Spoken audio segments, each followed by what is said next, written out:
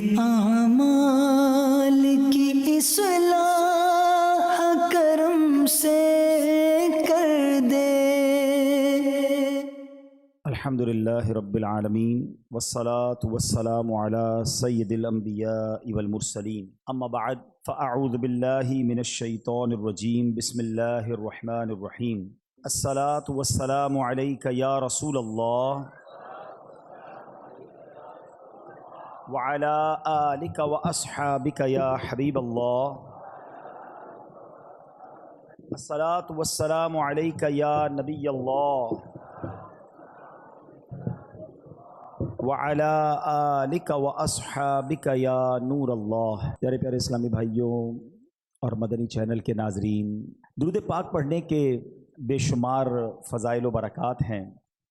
مصطفیٰ جان رحمت شمع بزم ہدایت صلی اللہ تعالیٰ علیہ وسلم کا فرمان عالی شان ہے کہ تم اپنی مجلسوں کو مجھ پر درود پاک پڑھ کر آراستہ کیا کرو کہ تمہارا مجھ پر درود پاک پڑھنا کل بروز قیامت تمہارے لیے نور ہوگا۔ ہم سب چاہتے ہیں قیامت کے دن ہمیں نور ملے، ہم بے نور نہ رہ جائیں، تو ہمیں دنیا میں کثرت کے ساتھ درود پاک پڑھنے ہیں۔ آئیے مل کر محبت کے ساتھ بآواز بلند درود پاک پڑھ لیں۔ صلو علی الحبیب صلی اللہ تعالی علی محمد صلی اللہ علیہ وسلم۔ پیارے اسلامی بھائیوں، دعا یقیناً یہ ایک بڑا کمال کا عمل ہے، بہت شاندار عبادت ہے۔ دعا کے بارے میں قرآن پاک کی آیات بھی ہیں، احادیث بھی ہیں۔ اللہ قرآن میں فرماتا ہے ادعونی استجب لکم، تم مجھ سے مانگو میں تمہیں عطا کروں گا۔ احادیث میں نبی پاک نے فرمایا الدعاء مخ العبادہ، دعا عبادت کا مغز ہے۔ بے شمار واقعات دعا کی قبولیت کے ملتے ہیں، اور اس کے ساتھ ساتھ علماء نے کئی جگہوں پر دعا کی قبولیت کے اسباب بھی لکھے کہ دعا کن کن چیزوں سے قبول ہوتی ہے، کن کن اوقات میں قبول ہوتی ہے، کن کن وقتوں میں قبول ہوتی ہے، کن کن مقامات پر قبول ہوتی ہے، اور دعا سے پہلے کیا کیا جائے کہ دعا ہماری مقبول ہو جائے۔ تو ہم نارملی دعا کو بڑا نارمل لیتے ہیں، لیکن دعا ایک بڑی کمال کی عبادت ہے۔ مگر آج میرا جو موضوع ہے کہ دعا تو ویسے بھی کرتے رہنا چاہیے، لیکن ہماری زندگی میں ماں باپ کی دعا کتنا بڑا کردار ادا کر سکتی ہے۔ آج میں یہ بات کرنا چاہوں گا کہ والدین کی دعا کا اثر کتنا ہوتا ہے، اور پھر خدا نہ خواستہ والدین کو کوئی تکلیف دے دے تو پھر والدین کی زبان سے اگر بد دعا نکل جائے تو وہ کتنی بڑی ہلاکت کا باعث بن جاتا ہے۔ تو آج توجہ کے ساتھ آپ نے اس بیان کو سننا ہے تاکہ انشاءاللہ ہم اس سے بہت کچھ سیکھ سکیں۔ آج انشاءاللہ مختصر وقت میں ماں باپ کی دعا کا ہم پر کیا اثر ہو سکتا ہے، اور بزرگوں کے کچھ واقعات سنیں گے جس سے ہمیں یہ پتہ چلے کہ بزرگان دین کی جو دعائیں ملی ان کو، تو ان دعاؤں نے ان کی زندگی میں کیا اثر ڈال دیا، اور انہوں نے اپنے ماں باپ کے ساتھ برتاؤ کیسا رکھا تاکہ ہم سب کو اس معاملے کی کچھ قدر ہو۔ حضرت ابو الحسن خرقانی رحمۃ اللہ تعالی علیہ، بہت بڑا نام ہے اولیاء کرام میں، ان کے ایک بھائی تھے آپ رحمۃ اللہ تعالی علیہ، اور آپ کے بھائی میں یہ طے تھا کہ ایک بھائی ساری رات اللہ پاک کی عبادت کرتا اور دوسرا ماں کی خدمت کرتا۔ جب دوسری رات آتی تو ماں کی خدمت کرنے والا بھائی عبادت، اور عبادت کرنے والا بھائی جو وہ ماں کی خدمت کرتا۔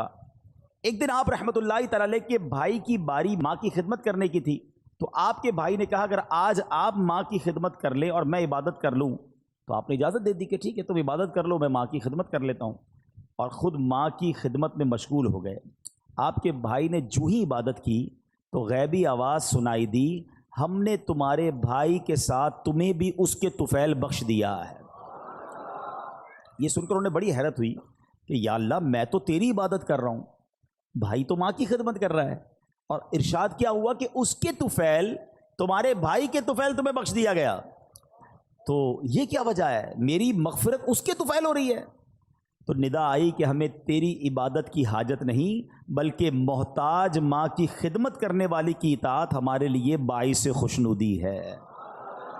ہائے ہائے ہائے، ماں باپ کی جو خدمت ہے نا، وہ اللہ کی بارگاہ میں اتنا بڑا مرتبہ رکھتی ہے۔ سبحان اللہ سبحان اللہ۔ حضرت اویس کرنی رضی اللہ تعالیٰ عنہ، کتنا بڑا نام ہے، تابعین میں سب سے افضل تابعی انہیں کہا جاتا ہے، عاشقوں کے امام ہیں، سنو، ایک رات آپ کی والدہ آرام کر رہی تھی، محو خواب تھی، نیند میں تھی، آنکھ کھلی تو آواز دے کر کہا اویس پانی پلا دو۔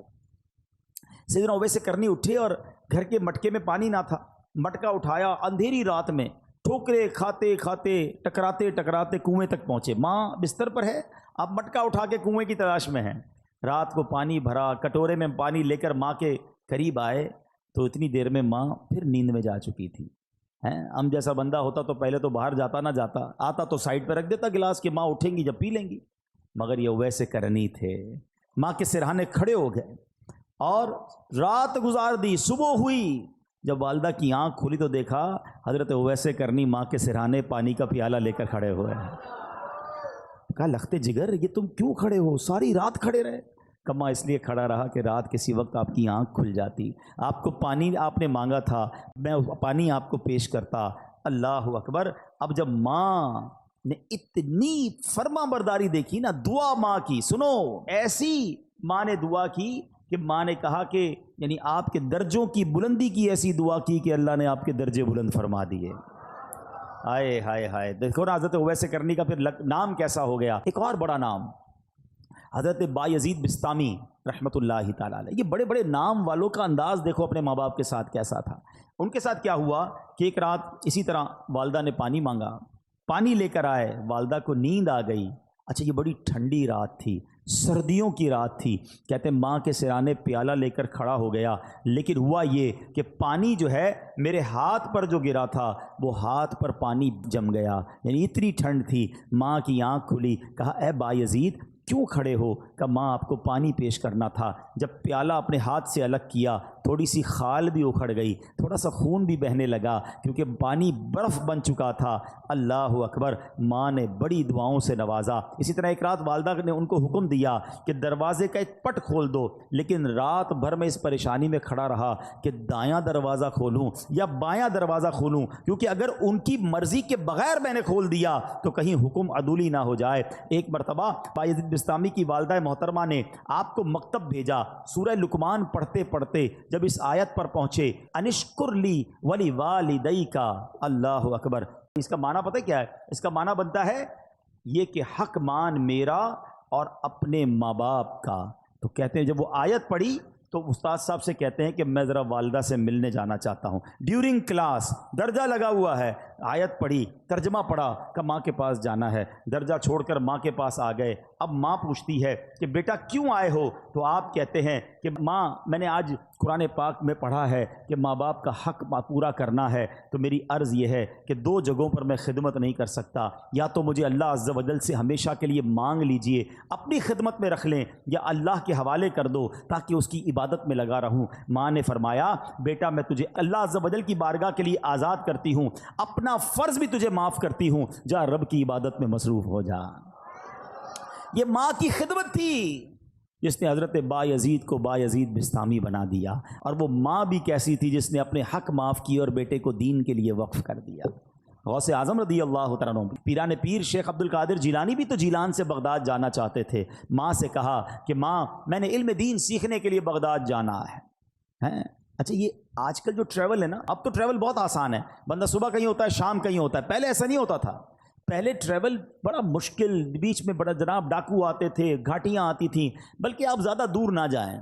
اب یہاں جو بزرگ بیٹھے ان سے پوچھیں، 1950-60 میں جو لوگ حج پہ جاتے تھے 5-5 6-6 مہینے کا سفر ہوتا تھا، گاڑیوں میں جاتے تھے، بسوں میں، پاکستان سے بس جاتی تھی حج کے لیے، اور جناب کئی لوگ تو واپس ہی نہیں آ پاتے تھے کیونکہ اتنے مشکل راستے، بیمار ہو جاتے تھے، وہ فیسلٹیز نہیں تھی۔ یہ تو میں آپ کو 50 سال پرانی 70 سال پرانی بات بتا رہا ہوں، صدیوں پرانا سفر کیسا ہوتا ہوگا۔ غوث پاک کی ماں نے آپ کو کیا کہا کہ بیٹا ٹھیک ہے اب جاؤ، اب ہماری محشر میں ملاقات ہوگی۔ ماں نے ان کا حق معاف کر دیا کہ میری خدمت نہ کرو، دین کی خدمت کرو۔ کیسے ماں باپ تھے، اور پھر کیا نصیحت کی تھی کہ بیٹا ہر حال میں سچ بولنا۔ واقعہ یاد ہے نا کہ جب ڈاکوؤں نے آپ کو پکڑا اور آپ نے اپنا مال بتا دیا، اور کیوں بتایا کہ ماں سے وعدہ کیا ہے ہر حال میں سچ بولنا، مال جاتا ہے تو چلا جائے۔ وہ ڈاکوؤں کا سردار رونے لگا کہ تم ماں سے کیے ہوئے وعدے کو پورا کر رہے ہو، میں بھی اپنے ویب سے کتنے وعدے کیے، میں کیوں پورے نہیں کرتا؟ پورے ڈاکوؤں نے توبہ کر لی اور مال بھی واپس لوٹا دیا۔ مگر یہ ماں باپ کی خدمتیں تھیں، یہ ماں باپ کی دعائیں تھیں۔ میں تحدیث نعمت کے لیے اپنے والدین کی ایک بات یہاں عرض کر دیتا ہوں، شاید اور والدین کو اس میں ترغیب ملے کہ الحمدللہ میرے دونوں یعنی امی ابو دونوں نے مجھے بہت پہلے کہہ دیا تھا کہ ہم نے آپ کو اپنا حق معاف کر دیا ہے، آپ جائیے دین کا کام کیجئے، کیونکہ میں بہت زیادہ ان کے پاس نہیں بیٹھ پاتا تھا، ٹریول کافی ہوتا تھا، سفر کافی ہوتا تھا، لیکن میں کبھی کبھی ان سے کہتا تھا کہ میں آپ کی اتنی خدمت نہیں کر پاتا، تو انہوں نے یہی کہا کہ ہم نے آپ کو اپنا حق معاف کیا، آپ دین کی خدمت کیجئے۔ تو اے میرے پیارے اسلامی بھائیوں، جہاں بچوں کو یہ حکم دیا جا رہا ہے کہ والدین کا ادب کریں، ان کی دعائیں لیں، لیکن اگر ماں باپ دیکھیں نا کہ بیٹا اگر دین کی طرف جا رہا ہے، اگر دین کا بڑا کام کر رہا ہے تو انہیں سپورٹ کرنا چاہیے۔ ہم نے ایسا بھی دیکھا کہ کوئی بچہ عالم بننا چاہتا ہے، حافظ بننا چاہتا ہے، دین کا کام کرنا چاہتا ہے، والدین اس کا الٹا دل توڑ رہے ہوتے ہیں، سختی کر رہے ہوتے ہیں، نہیں نہیں تمہیں دیندار نہیں بننا ہے۔ اور ہم نے دیکھا کہ ایسے والدین آگے جا کر سر پکڑ کر بیٹھے ہوتے ہیں، کیونکہ جب بچے کو دین سے آپ روکتے ہیں تو وہ دنیا میں ایسے غرق ہو جاتا ہے کہ بعض اوقات بری لائن میں پڑ جاتا ہے، غلط کاموں میں پڑ جاتا ہے، اور ماں باپ اس کے بعد سر پکڑ کے رو رہے ہوتے، دیندار بننا چاہتا تھا، میں نے دیندار نہ بنایا۔ دیکھو دیندار اور دنیا دار کی مثال سمجھ لو، یہ میں سب کے لیے نہیں کہتا مگر میجورٹی ایسا ہوتا ہے، ایک بار پھر ریپیٹ کر رہا ہوں، سب کو یہ لاگو نہیں ہوتا ہے مگر اکثریت پر یہ ضرور لاگو ہوتا ہے کہ جب بھی بچہ دنیا میں ترقی کرتا ہے نا، دنیا کو کوئی بڑا افسر بن جائے، دنیا میں جناب کوئی بڑی ڈگری لے لے، دنیا میں کوئی بڑا مقام لے لے، تو بعض اوقات ماں باپ ڈرتے ہیں کہ بچے کو کوئی بات بری نہ لگ جائے۔ بات کرتے میں ماں باپ کو ڈر لگ رہا ہوتا ہے، کیونکہ بڑا افسر بن گیا، بڑا سیٹھ بن گیا، بڑا جناب جاگیردار بن گیا، اس نے بڑی ڈگریاں لے لی ہیں۔ یہ ہے دنیا دار کی ترقی کا نتیجہ۔ اور اگر بیٹا دین میں ترقی کر جائے نا، عالم بن جائے، مفتی بن جائے، دین کا مبلغ بن جائے، تو اکثریت یہ ہوتی ہے کہ بچہ ڈرتا ہے کہ ماں باپ کو برا نہ لگ جائے۔ فرق ہے نا، وہ اتنا بڑا مفتی بھی ہوگا کیونکہ اس نے قرآن پڑھا ہے، اس نے حدیث پڑھی ہے کہ ماں باپ راضی ہیں تو رب راضی ہے، ماں باپ ناراض ہیں تو رب بھی ناراض ہو جائے گا، تو اس کو ماں باپ کی رضا کی فکر ہو جاتی ہے۔ تو کبھی اپنے بچوں کو دینداری سے دور نہ کریں۔ اتنے بڑے بڑے علماء کرام، اتنے بڑے بڑے مفتیان کرام، میں نے پہلے بھی یہ واقعہ کئی بار بیان کیا، حضرت امام اعظم ابو حنیفہ، آپ کروڑوں حنفیوں کے پیشوا ہیں اور وقت کے امام، اس زمانے میں بھی آپ کے علم کا شہرا تھا۔ آپ کی والدہ جو تھی وہ کسی مسجد کے امام صاحب کی باتیں بڑی شوق سے سنتی تھی، تو ہوا یہ کہ ایک بار ان کی والدہ نے کہا کہ جاؤ قاضی ذرا سے جو ہے نا وہ میرے لیے سوال پوچھ کے آؤ۔ امام اعظم خود وقت کے امام ہیں، وہ آپ کہہ سکتے تھے ماں تم مجھے کہہ رہی ہو کہ میں ایک مسجد کے امام سے مسئلہ پوچھ کے آؤں، میں خود سب سے بڑا مفتی ہوں، لوگ میرے اتنے بڑے بڑے تو میرے شاگرد ہیں۔ مگر ماں کا حکم تھا نا، ماں کو یہ نہیں کہا میں بڑا ہو گیا ہوں، ماں کو یہ نہیں کہا میرا مرتبہ بڑا ہو گیا ہے، ماں کا حکم تھا مسجد کے امام صاحب کے پاس پہنچ گئے۔ امام اعظم ابو حنیفہ کہتے ہیں میری ماں نے یہ مسئلہ پوچھا، حضور جواب دیجئے۔ وہ امام صاحب کہتے ہیں حضور کیوں شرمندہ کر رہے ہیں، آپ وقت کے امام ہیں، آپ کو میں جواب دوں گا۔ کہا میری ماں نے تم سے پوچھنے کو کہا ہے۔ کہا اچھا ایسا کریں جواب آپ لکھ دیں، دستخط میں کر دیتا ہوں۔ جواب امام اعظم نے لکھا، دستخط امام صاحب نے کیا، ماں کو لے کر آئے کہ ماں یہ جواب دیا امام صاحب نے۔ کہا ٹھیک ہے۔ تھوڑے دنوں بعد ماں کہتی ہے میں خود جاؤں گی سوال پوچھنے کے لیے۔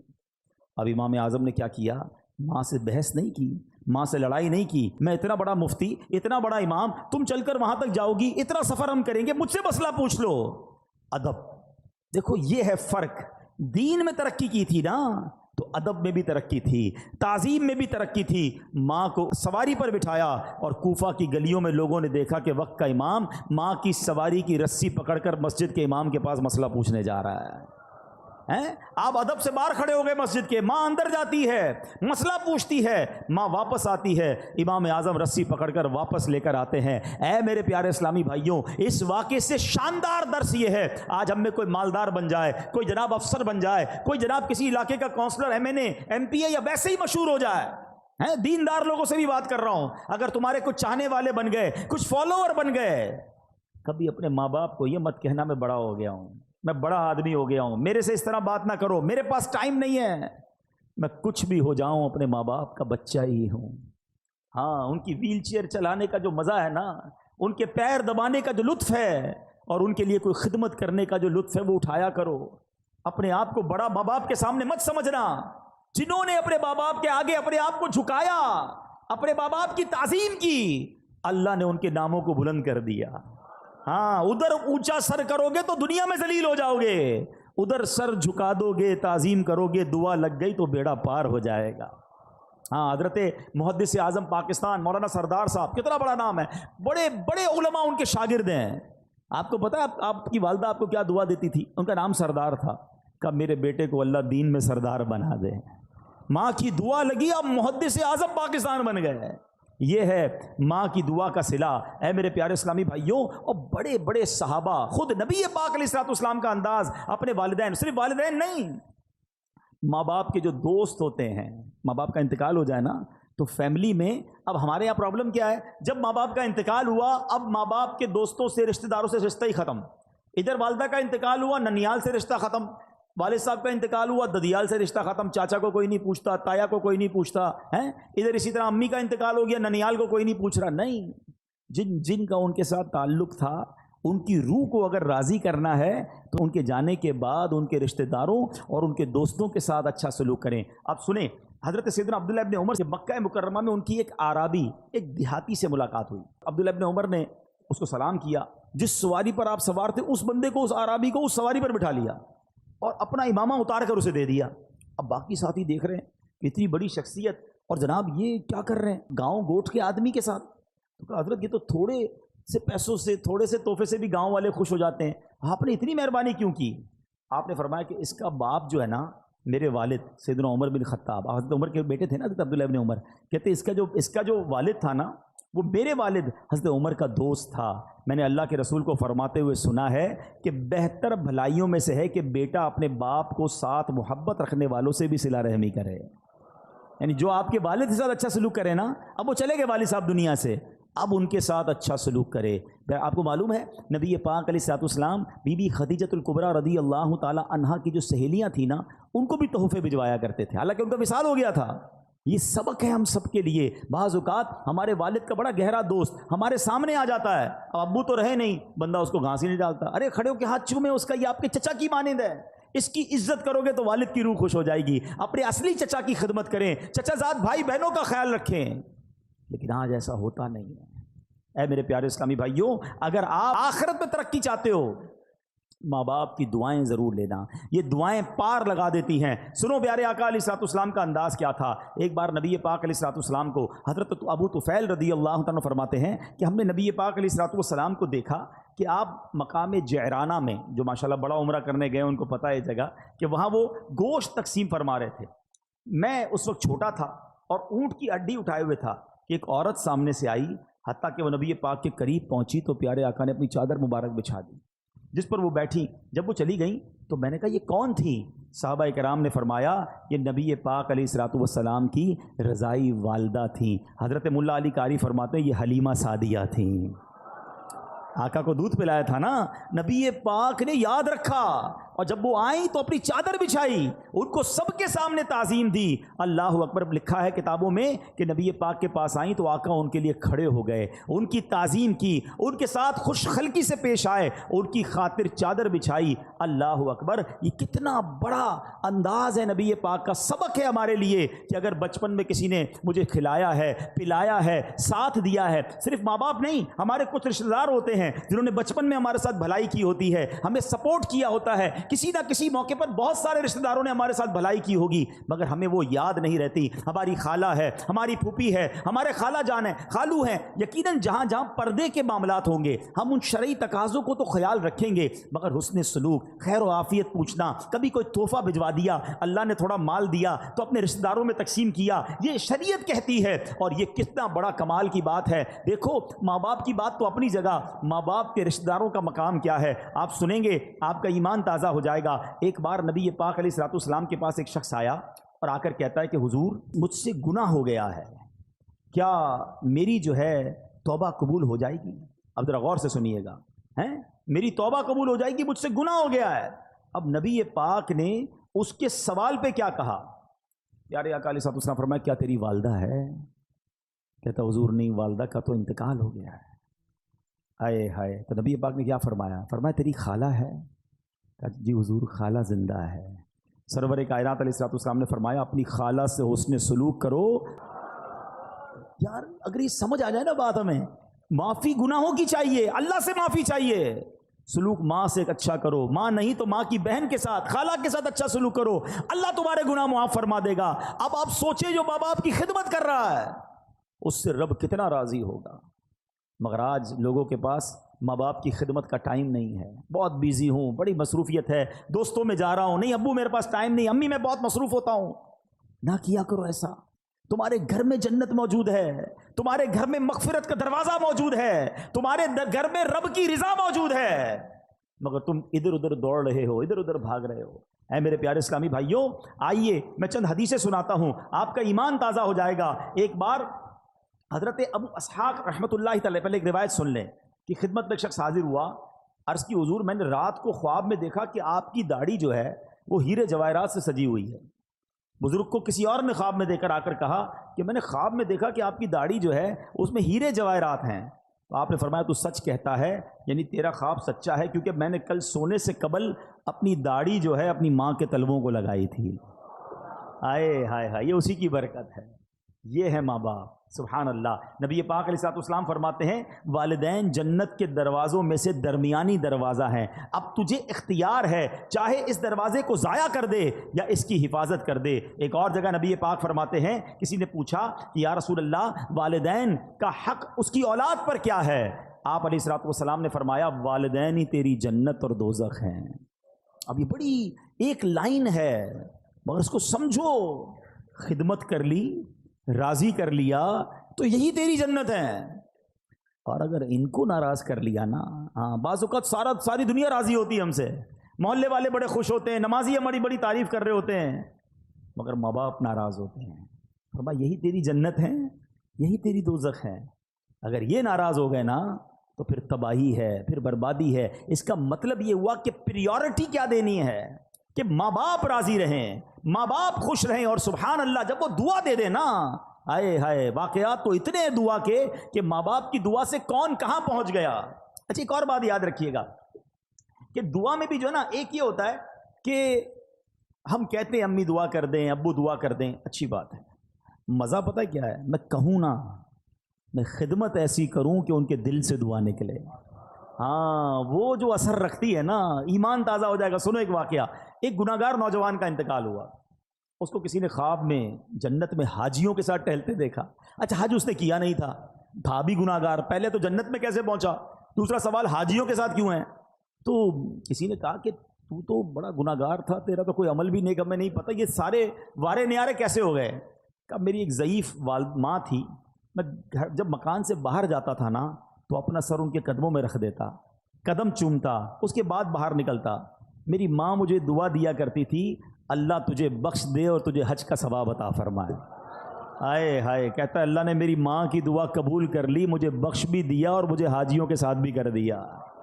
یہ دعا ہے، دل سے نکلے نا تو بیڑا پار کر دیتی ہے۔ وہ سنا ہوگا نا واقعہ، میں صرف اشارہ دے کے نکل جاتا ہوں کہ حضرت موسیٰ نے رب سے عرض کیا تھا کہ مولا میرا جنت میں پڑوسی بتا دے، ہیں اشارہ کیا گیا کہ فلاں کسائی تیرا پڑوسی ہے، کسائی اور حضرت موسیٰ کا پڑوسی کلیم اللہ کا پڑوسی، آپ ڈھونڈتے ڈھونڈتے پہنچ گئے۔ ڈیٹیل کیا ملی کہ ماں کی جب خدمت کرتا تھا، والد کی جو خدمت کرتا تھا، تو وہ دعا دیتے تھے کہ یا اللہ میرے بچے کو جنت میں موسیٰ کا پڑوسی بنا دینا۔ اللہ نے وہ دعا قبول فرما لی اور کلیم اللہ کا پڑوسی بنا دیا۔ دعا لیا کرو اپنے ماں باپ کی، جس کے ماں باپ زندہ ہیں، دل سے دعا لیا کرو، خوش کر دو ان کو، جو وہ چاہیں انہیں دو، کیونکہ یہ دعا تمہارے سارے غم سارے دکھ دور کر دے گی۔ سنو سنو، امام بخاری کو کون نہیں جانتا، ہم سب امام بخاری کا بڑا تذکرہ سنتے ہیں۔ وقت کے امام بخاری شریف جنہوں نے لکھی، امام بخاری کی بچپن میں آنکھیں ہی چلی گئی تھیں، اب نابینا ہو گئے۔ ان کی ماں ان کے لیے دعا کرتی تھی، اے اللہ عز و جل میرے بیٹے کی آنکھوں کی بینائی لوٹا دے۔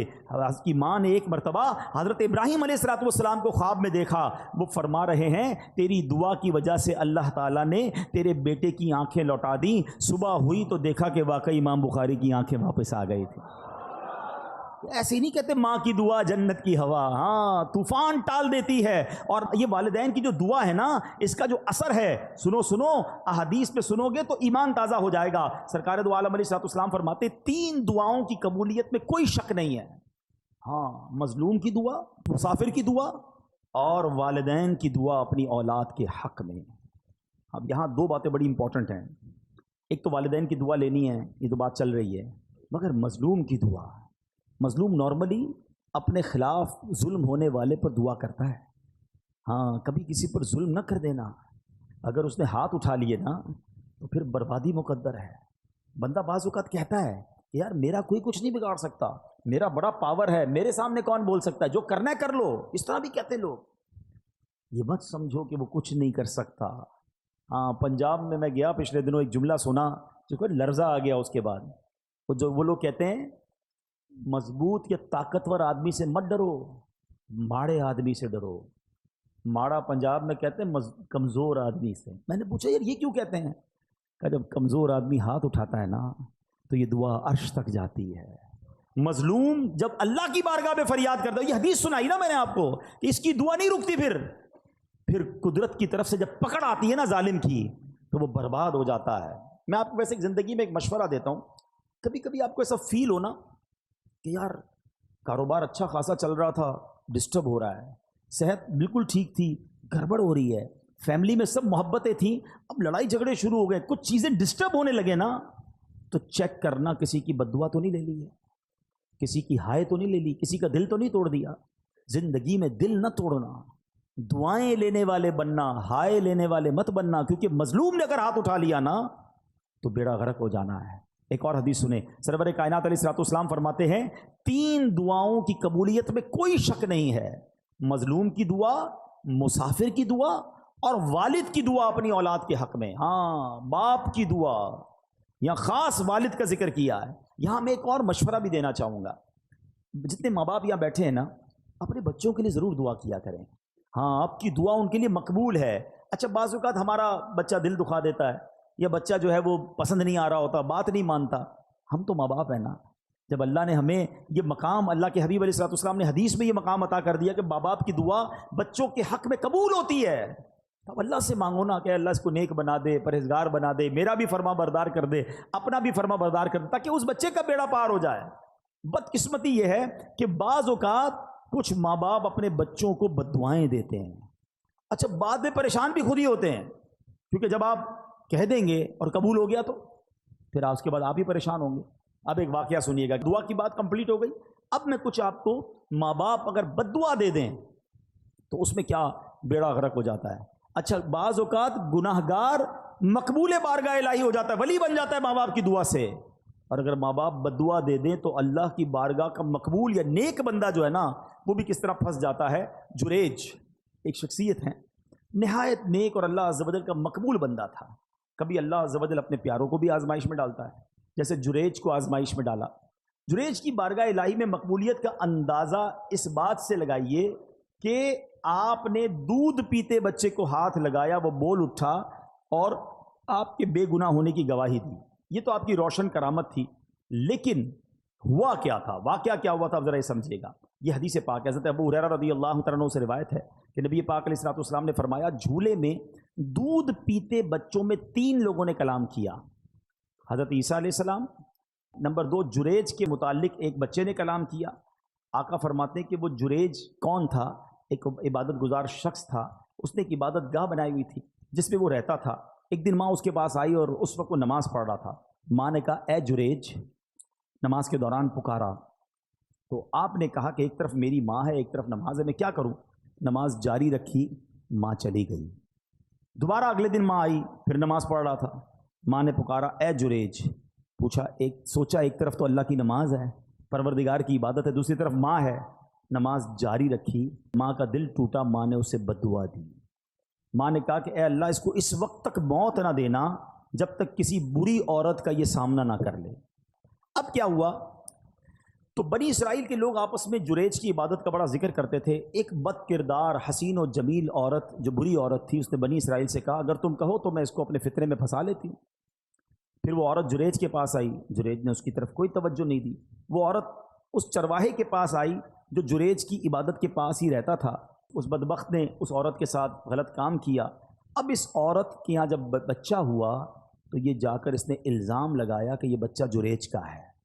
لوگ جریج کی عبادت گاہ پر گئے اور اس کو نکالا، مارنا پیٹنا شروع کر دیا کہ تو بڑی عبادت گزار بنتا تھا، یہ تجھ پر اتنا بڑا الزام. اب جریج نے کہا مسئلہ کیا ہے؟ کہا یہ عورت کہتی تو نے غلط کام کیا، یہ بچہ تیرا ہے. جنید نے کہا پہلے مجھے ٹھہرو نماز پڑھنے دو. 2 رکعت نماز پڑھی اور بچے کے پاس آیا, اس کے پیٹ میں انگلی چبو کر دریافت کیا, اے لڑکے تمہارا باپ کون ہے؟ اس نے کہا یہ چرواہا میرا باپ ہے. لوگوں نے آگے بڑھ کر اب جریج کو بوسہ دیا, معافی مانگی, بولے ہم آپ کو سونے کی ایک عبادت گاہ تعمیر کر دیتے ہیں. جریج نے جواب دیا نہیں, تم دوبارہ مٹی سے ہی تعمیر کر دو, جیسے پہلے میری عبادت گاہ تھی ویسا ہی بنا دو. نبی پاک نے واقعہ سنایا. باتیں سیکھنے کو کیا ملی کہ ماں کا دل دکھایا تو آزمائش آئی نا. جو ماں نے کہا ایسا ہوا. یہ تو ٹھیک ہے کہ اللہ پاک نے اس کو آزمائش سے نکال دیا, لیکن ماں باپ کا دل کبھی نہیں دکھانا ہے. ہاں کتنا ہی تمہارا بڑا مرتبہ ہوا نا, اور ماں باپ ناراض ہو گئے تو بہت بڑی مشکل میں آ جائیں گے. اسی طرح زمخشری, یہ معتزلیوں کا بڑا عالم ہے, جنہوں نے کتابیں پڑھی ہیں وہ جانتے ہیں کہ اس کی ٹانگ کٹ گئی. لوگوں کے پوچھنے سے کہ کیسے ہوا تو کہا یہ میری ماں کی بد دعا کا نتیجہ ہے. کہا معاملہ کیا ہے؟ کہا بچپن میں ایک چڑیا میں نے پکڑی تھی اور اس کی ٹانگ ڈوری سے باندھ دی, اتفاق سے وہ میرے ہاتھ سے چھوٹ کر دیوار میں گھس گئی. اب جب میں اسے کھینچتا تھا تو ظاہر ہے اس کی ٹانگ تو باہر آ رہی تھی, چڑیا نہیں آ رہی تھی. تو میں نے ڈوری زور سے پکڑ کر کھینچی تو اس کی ٹانگ ہی باہر آ گئی. چڑیا اندر ہی رہ گئی, ٹانگ اس کی باہر آ گئی. میری ماں نے جب یہ دردناک منظر دیکھا تو بے ساختہ میری ماں کی زبان سے نکلا کہ جس طرح تم نے اس کا پاؤں کاٹا ہے اللہ تیرا پاؤں بھی کاٹے. حالانکہ وہ اس زمانے کا عالم تھا. وہ کہتا ہے بس میں بخارا کے سفر پر گیا علم سیکھنے, سفر کے دوران میں گر پڑا, ٹانگ پر شدید چوٹ آئی, ٹانگ کا زخم ایسا بگڑا کہ آخر مجھے اپنی ٹانگ کٹوانا ہی پڑی. یاد رکھنا, امام بخاری کی آنکھیں آ گئی ماں کی دعا سے, اور زمخشری کی ٹانگ چلی گئی ماں کی بد دعا سے. یہ سمجھنا ہے ماں باپ کی دعا یہ کمال کا کام ہے, لیکن کبھی ان کا دل مت دکھانا. ایک شخص کے بارے میں آتا ہے کہ ماں نے آواز دی, اس نے جواب نہیں دیا. ماں نے کہا تو گونگا ہو جائے, تو وہ گونگا ہو گیا. اچھا یہاں اب میں واپس اسی پوائنٹ کی طرف آؤں گا. ہم ماں باپ, جو مجھے ماں باپ سن رہے ہیں, بچوں کو میں الگ سمجھا رہا ہوں, لیکن ماں باپ سے میری عرض یہ کہ کبھی بھی بچہ دل دکھائے نا, بد دعا مت دینا. کیا پتا وہ قبولیت کی گھڑی ہو, کیا پتا وہ قبولیت کا وقت ہو اور آپ کی زبان سے نکلے اور وہی کام آپ کے بیٹے کے ساتھ ہو جائے. وہ عورتیں ہماری بہت زیادہ, تجھے کیڑے پڑے, تو برباد ہو جائے, تو خوش نہ ہو, بعد میں آپ کو ہی تکلیف ہوگی جب بچے کو کچھ ہو گیا تو بد دعا نہ دیں. اور بچوں سے گزارش یہ ہے کہ اپنے ماں باپ کی خوب خدمت کریں, ان کی دعائیں لیں, کیونکہ ماں باپ کی دعا تمہارے سارے غم دور کر دے گی. لوگ بعض اوقات بہت سارے لوگوں کے پاس دعا کے لیے جاتے ہیں, اگر واقعی تمہارے پاس ماں باپ ہے نا, ارے انہی کے قدموں میں بیٹھ جاؤ, انہوں نے ہاتھ اٹھا دیے, طوفان ٹل جائیں گے, مشکلیں آسان ہو جائیں گی. اب آخر میں پیارے اسلامی بھائیوں, اپنے بیان کے اختتام میں ان لوگوں سے کچھ بات کر لیتا ہوں کہ جن کے ماں باپ چلے گئے. اب مسئلہ یہ, ماں باپ تو چلے گئے, اب تو دعا تو لے نہیں سکتے. اب ہم کیا ایسا کریں کہ ان کے جانے کے بعد ان کی روح ہم سے خوش ہو جائے, ان کے جانے کے بعد بھی وہ ہم سے راضی ہو جائے, اور اللہ ہمیں ماں باپ کے فرما برداروں میں شامل کر لے. تو اس کا طریقہ یہ ہے کہ ہم پہلے تو ماں باپ کو خوب ایصال ثواب کرتے رہیں. الحمدللہ جن کو اللہ نے نوازا ہے, جو کر سکتے ہیں وہ ماں باپ کے لیے مسجد بنا دیں. مسجد نہیں بنا سکتے, مسجد میں حصہ ملائیں, قرآن خوانی, صدقہ جاریہ کے کام, دعائیں, ہر نماز کے بعد ماں باپ کے لیے دعا کرتے رہیں. انشاءاللہ رب کریم اس کی ماں باپ کی روح کو اس بندے سے خوش کر دے گا, کیونکہ اگر بچہ انہیں یاد کرتا رہے گا, انہیں ایصال ثواب کرتا رہے گا. اسی طرح جن کے ماں باپ حیات ہیں ان کے لیے بھی بڑے پیارے پیارے آداب کتاب میں لکھے کہ ان سے دل سے محبت کریں, ان کو نام سے مت پکاریں, ان کی کنیت سے پکاریں جسے وہ پسند کرتے ہیں. اب جیسے آج کے دور میں ہم امی جان, ابو جان کہتے ہیں, بعض لوگ اپنے ماں باپ کو بھی نام سے پکار رہے ہوتے ہیں. ان سے پہلے نہ بیٹھیں, ان کے آگے نہ چلیں, حتی الامکان ان کے برابر نہ بیٹھیں. اگر وہ تشریف لائیں تو ان کے استقبال کے لیے تعظیماً کھڑے ہو جائیں, ان کو عزت کی جگہ بٹھائیں, ان کے لیے اپنی چادر بچھا دیں, چہرے کی بشاشت اور خندہ پیشانی کے ساتھ, محبت کے ساتھ ان کا استقبال کریں, اپنی بات احسن انداز میں کریں. اگر نہ مانے تو خاموش ہو جائیں, ضد نہ کریں, ناراض ہوئے بغیر ان کی بات قبول کریں, ان سے نرمی سے بات کریں. ہاں یہ بہت بڑا پرابلم ہے. بیٹا جب بڑا ہو جاتا ہے, بیٹی بڑی ہو جاتی ہے, تو سختی سے ماں باپ سے بات کر رہے ہو, ماں باپ کو ڈر لگ رہا ہوتا ہے, ماں باپ کا دل نہیں چاہتا کوئی بات کرنے کو, یا جب بات کرتا ہوں کاٹنے کو آتے ہیں, جب بات کرتا ہوں مجھے ڈانٹتے ہیں. ماں باپ کو کوئی ڈانٹتا ہے تو پھر اس اولاد پر کہ جس سے بات کرنے میں ماں باپ کو ڈر لگتا ہے. ارے ماں باپ سے بندہ بات ایسے کرے جیسا غلام آقا سے بات کر رہا ہے. کسی افسر کے پاس جاتے تو کیسے جاتے ہیں, سر تھوڑا سا میرا کام, تھوڑی فائل پہ سائن کر دیں, آپ کی بڑی مہربانی, بہت بہت شکریہ, بس. اچھا وہ کہ نہیں اچھا صاحب کوئی بات نہیں, میں کل آ جاؤں گا. اس سے نہیں کہتے آپ مانا کیوں کر رہے ہیں, کل کیوں بلا رہے ہیں, نہیں میں کل آ جاؤں گا, کوئی سر آپ ناراض نہ ہو. دنیا کے افسر سے یہ انداز, اور ماں باپ سے کیوں منع کر رہے ہیں؟ کیوں روک رہے مجھے جانے سے؟ میری بات آپ کیوں نہیں مان رہے؟ ارے تم ماں سے اس طرح بات کرو گے؟ والد سے اس طرح بات ہوگی؟ کتابوں میں لکھا ہے بیٹے پر حق ہے والد کا اس طریقے سے کہ بیٹا باپ کے آگے ایسے رہے جیسے غلام آقا کے آگے رہتا ہے. مگر افسوس یہ ہے کہ آج باپ بیٹے کا غلام بنا ہوا ہے. ہونا تو یہ چاہیے تھا کہ بیٹا باپ سے ریکویسٹ کرتا ابو جان پلیز میری بات مان لیں, میرا یہ کام کر دیں, آپ کی بڑی بات نہیں. اچھا ہو سکتا ہے کہ یہ والد کا ایٹیٹیوڈ کسی بیٹے کو اچھا لگتا ہو, کسی ماں کا یہ انداز بیٹی کو اچھا لگتا ہو کہ میری ماں دیکھو کتنا ڈرتی ہے مجھ سے. ارے تف ہے تمہاری زندگی پر, تمہاری ماں اور تمہارے والد تم سے ڈر کے بات کر رہے ہیں. میں ان کا بیٹا ہوں, میں ان کی اولاد ہوں, میں ان کی ملکیت ہوں. وہ مجھ سے کس بات کا ڈریں گے؟ وہ مجھے حکم فرمائیں, وہ عرض نہ کریں, وہ آرڈر کریں مجھے, وہ حق ہے ان کا. مگر آج انداز ہی بدلتا جا رہا ہے. اور یقین جاننا یہ مکافات عمل ہے. اگر آپ نے اپنے ماں باپ کا ادب نہیں کیا نا, آپ اس کی ریفلیکشن اپنی اولاد میں دیکھیں گے. ہم نے دیکھا ہے کہ جو ماں باپ کا ادب کرتے ہیں اس کی اولاد بھی اس کا ادب کرتی ہے, اور جو ماں باپ کو ستاتے ہیں بعد میں آخرت کا عذاب تو اپنی جگہ ہے, دنیا میں ہی اپنی اولاد میں بندہ یہ دیکھتا ہے. تو اے میرے پیارے اسلامی بھائیوں, آج کے اس مختصر سے اجتماع میں یہی عرض کرنے آیا ہوں, قدر کرو اپنے ماں باپ کی. ماں باپ کی دعا لینا, ماں باپ کی بد دعا نہ لینا. اور چلے گئے اب انہیں بھولنا نہیں, اور جو چلے گئے انہیں بھولو مت. ہر جمعے کو جائیں قبرستان. اچھا مزے کی بات دیکھو, ماں باپ بھی کمال کے لوگ ہیں. زندگی میں ماں باپ کی کوئی محبت سے زیارت کرے تو اسے حج کا ثواب ملتا ہے نا. ہاں روایتوں میں آتا ہے جو قبر کی زیارت کرے اسے بھی حج کا ثواب ملتا ہے. جمعے کو جا کر یاسین شریف پڑھے, اللہ پڑھنے والے کی مغفرت کر دیتا ہے. جو ماں باپ کی زیارت کے لیے قبرستان جائے, جو وہ خود مر جائے گا تو اس کے قبر کی فرشتے زیارت کو آئیں گے. یعنی قبرستان جانا تو میرا ہی فائدہ ہو گیا نا, میری مغفرت ہو رہی ہے, فرشتے میری زیارت کو آئیں گے. تو ماں باپ کمال ہیں یار, رحمتوں کا منبع ہیں, زندہ رہیں تو بھی کرم ان کی مہربانیاں ہیں, اور چلے جائیں تو قبر پہ جاؤ تو پھر بھی بیڑا پار ہو جاتا ہے. تمام لوگ اپنے ماں باپ کی فکر کریں, قدر کریں. چلے گئے تو ان کو خوب ایصال ثواب کریں. میرے اعمال